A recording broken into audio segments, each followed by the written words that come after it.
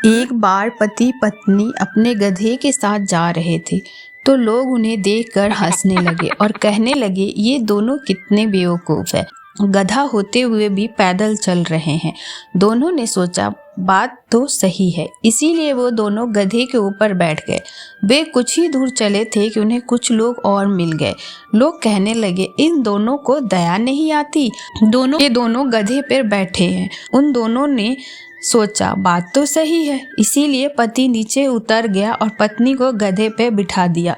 वे दोनों कुछ ही दूर चले थे कि लोग ने उन पर हंसना शुरू कर दिया और कहने लगे, देखो जोरू का गुलाम बीवी को गधे पे बिठाकर खुद पैदल चल रहा है। उन दोनों ने फिर से सोचा। इस बार वह आदमी गधे पर बैठ गया और बीवी को पैदल चलने को कहा।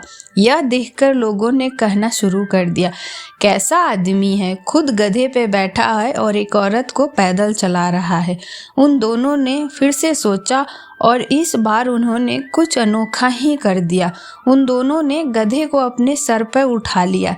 यह देखकर लोग हंसने लगे और कहने लगे, इन पागलों को देखो, जिस गधे पर इन्हें बैठना चाहिए था उन्होंने उसे ही अपने सर पर उठा लिया। दोस्तों, इस कहानी से मैं आपको यह समझाना चाहती हूँ कि लोगों को कमेंट करने में मज़ा आता है। आप कुछ भी करो, लोग कुछ न कुछ जरूर बोलेंगे, इसीलिए लोगों के बातों पर ध्यान मत दो। आपको जो कुछ भी सही लगे वही करो। एक गांव में एक राक्षस रहता था जिससे हर कोई डरता था, क्योंकि उस राक्षस ने पूरे गांव में उद्यम मचा रखा था। एक दिन गांव में एक लड़का आया। उसने भी उस राक्षस के बारे में सुना और लोगों के अंदर उस राक्षस के प्रति खौफ भी देखा। उसने सभी गांव वालों से पूछा कि तुम इस राक्षस से लड़कर इसे मार क्यों नहीं देते। गांव वालों ने कहा, तुम मूर्ख जैसे बातें कर रहे हो, तुम्हें दिखाई नहीं देता कि वह राक्षस इतना बड़ा है कि उसे मारा नहीं जा सकता। यह सुनकर लड़के ने कहा कि अगर हम इसी बात को दूसरे तरीके से सोचें तो हकीकत कुछ और ही है। अगर हम सभी राक्षस पर निशाना लगाएंगे तो हमारा निशाना नहीं चुकेगा, क्योंकि राक्षस बड़ा है। और फिर लड़के ने राक्षस को गुलेल से ही मार डाला। हमारी सोच ही कामयाब होने के लिए रास्ता निकालती है। इस कहानी में राक्षस एक ही था, लेकिन लोगों का और उस लड़के का सोचने का तरीका अलग अलग था, और अपनी सोच के कारण ही वो लड़का उस राक्षस को मारने में सफल हो पाया। आपका सोचने का तरीका ही आपको कामयाबी दिलाती है।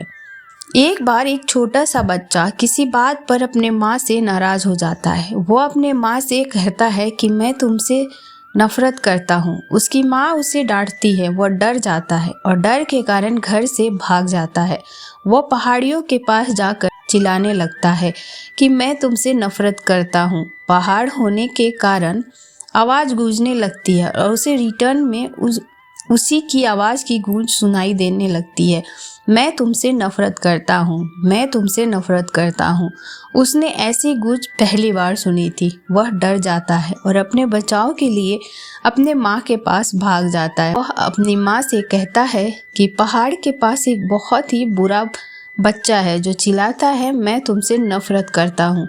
उसकी माँ सारी बात समझ जाती है और उसे बोलती है कि तुम फिर से उसी पहाड़ पर जाओ और चिल्ला कर कहो कि मैं तुमसे प्यार करता हूँ। छोटा बच्चा अपनी माँ की बात मानकर फिर से वहाँ गया और चिल्लाकर बोला, मैं तुमसे प्यार करता हूँ, मैं तुमसे प्यार करता हूँ। और रिटर्न में उसे उसी की आवाज़ की गूंज वापस सुनाई देती है।